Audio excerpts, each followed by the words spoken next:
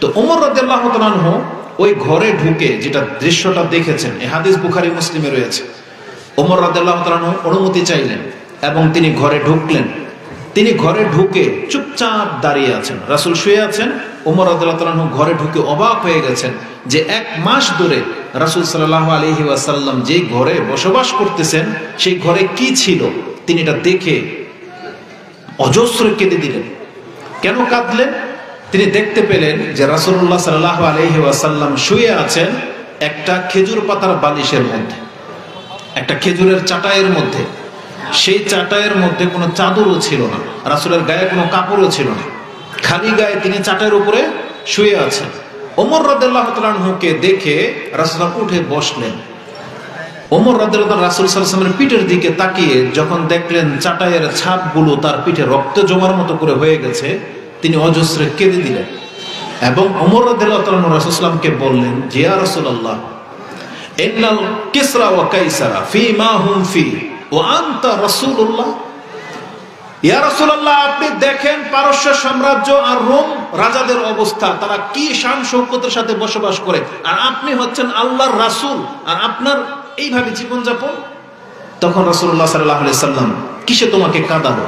বলছে আপনার পিঠে চাটাইয়ের দাগ পড়ে গেছে, আমরা চাইলে আপনাকে একটা ব্যবস্থা করে দেই। রাসূল সাল্লাল্লাহু আলাইহি সাল্লাম বলেছেন, ওমর তুমি কি এটা সন্তুষ্ট নও?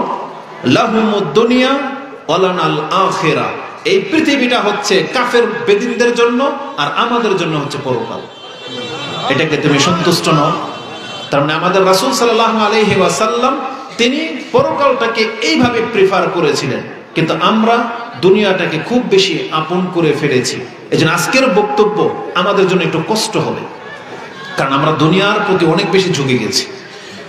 তো রাসূলুল্লাহ সাল্লাল্লাহু আলাইহি ওয়াসাল্লামের মাধ্যমে আল্লাহ আমাদেরকে জানিয়েছেন যে দুনিয়ার জন্য আমরা এত কিছু করতেছি, এই দুনিয়া কিন্তু থাকবে না।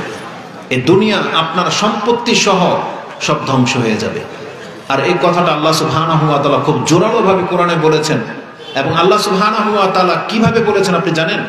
আপনি সূরা গাফির 40 নম্বর সূরা, যেটাকে আমরা মুমিন হিসেবে জানি, তার 59 নম্বর আয়াতটি দেখেন। তাতে আল্লাহ সুবহানাহু ওয়া তাআলা বলেছেন, ইন্নাস সাআতা লাআতিয়াতুন লা রাইবা ফিহা ওয়ালাকিন্না আকসারান নাসি লা ইউমিনুন। নিশ্চয়ই কিয়ামত হবেই হবে, তাতে কোনো সন্দেহ নাই, কিন্তু অধিকাংশ মানুষ ঈমান আনেনি। আল্লাহ বলেছেন যে অধিকাংশ মানুষ ঈমান আনেনি, অথচ আমরা সবাই দাবি করতেছি যে আমরা পরকালে বিশ্বাসী, কিয়ামত হবে এটাতে আমরা ঈমান এনেছি। কিন্তু আল্লাহ যে বললেন অধিকাংশ মানুষ ঈমান আনেনি, দেখতে হবে যে আমরা এই অধিকাংশ মানুষের মধ্যে পড়ি কিনা। একজন ব্যক্তি বলতেছে ইন্না লিল্লাহি ওয়া ইন্না ইলাইহি রাজিউন, আরেকজন ব্যক্তির দাবি হলো ইন হিয়া ইল্লা হায়াতুনা দুনিয়া নামুতু ওয়া নাহইয়া ওয়া মা নাহনু বিমাবউসিন।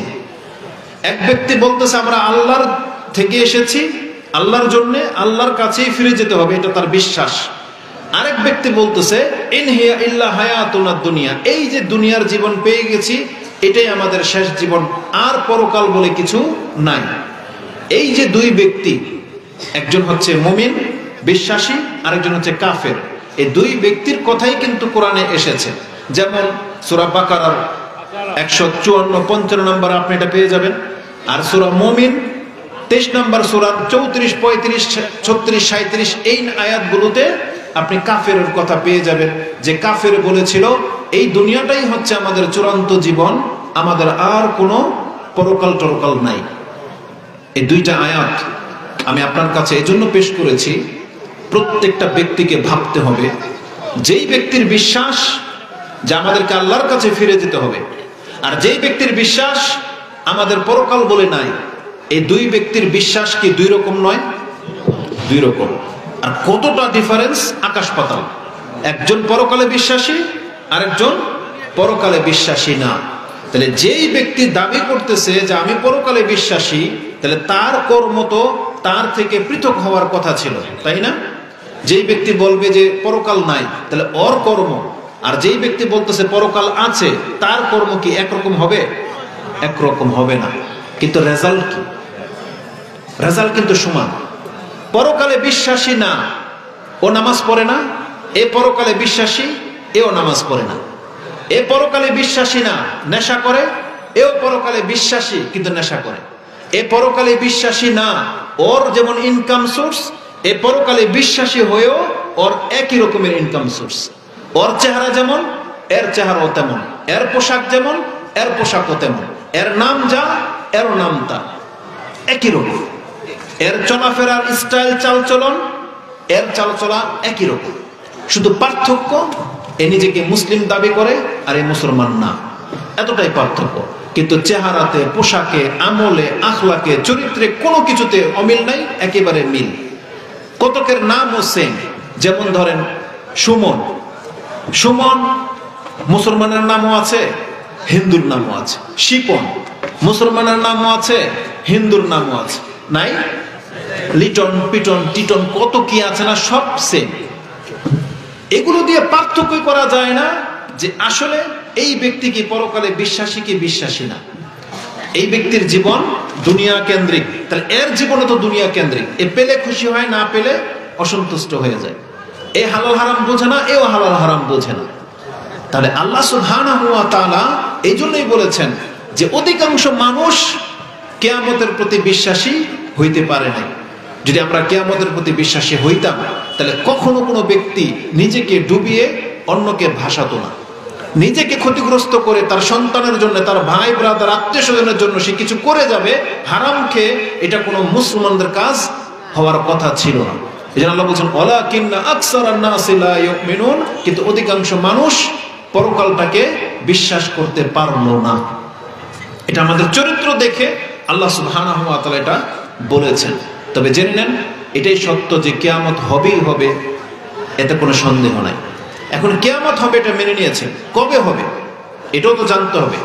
আজকে আমরা মনে করতেছি যে হ্যাঁ কিয়ামত হবে, তবে হয়তো এটা আরো অনেক দিন পর, কিন্তু আল্লাহ সুবহানাহু ওয়া তাআলা বলতেছেন এটা অত্যন্ত নিকটে চলে আসছে। এর অনেক দৃষ্টান্ত।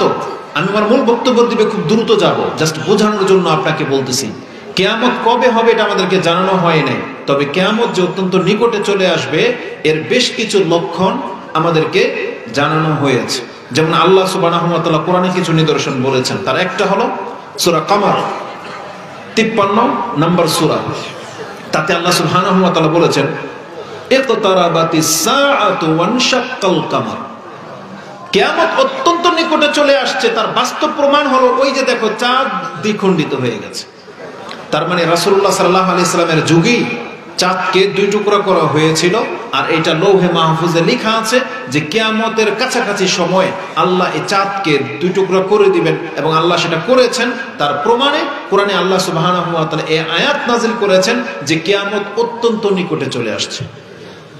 রাসূলুল্লাহ সাল্লাল্লাহু আলাইহি ওয়াসাল্লাম তিনি বেশ কিছু নিদর্শন বলেছেন, যেগুলো দেখতে পেলে মুসলিম যেন বুঝে নেয় যে কিয়ামতের সময় অত্যন্ত কাছে চলে আসছে। সেটা কি? রাসূল সাল্লাল্লাহু আলাইহি ওয়াসাল্লাম বলেছেন ঈদুন সিত্তান বাইনা ইয়াদাইস সাআ, তোমার এবং কিয়ামতের মাঝে 6টা জিনিস প্রকাশ পাবে।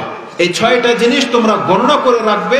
এগুলো প্রকাশ পেতে থাকলে তুমি বুঝে নিও যে কিয়ামত অত্যন্ত নিকটে চলে আসছে। তার প্রথমটা কি? আপনি কি কথা বোঝেন? পেছনের কথা কি শুনতে পান?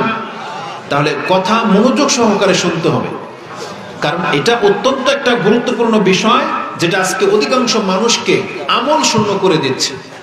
যে মুসলিম হয়েও ধর্মের প্রতি তার কোনো ভক্তি নাই, ইসলাম ধর্মের ফরজ বিধানগুলো সে লঙ্ঘন করে চলে। এটা কেন? ধর্মের শুধুমাত্র তত্ত্বের জ্ঞান না থাকার কারণে। রাসূলুল্লাহ সাল্লাল্লাহু আলাইহি ওয়াসাল্লাম যে কথাগুলোকে আমাদেরকে জানিয়েছেন, মুসলিম সেই কথাগুলোকে কদর করতে শিখে নেয়।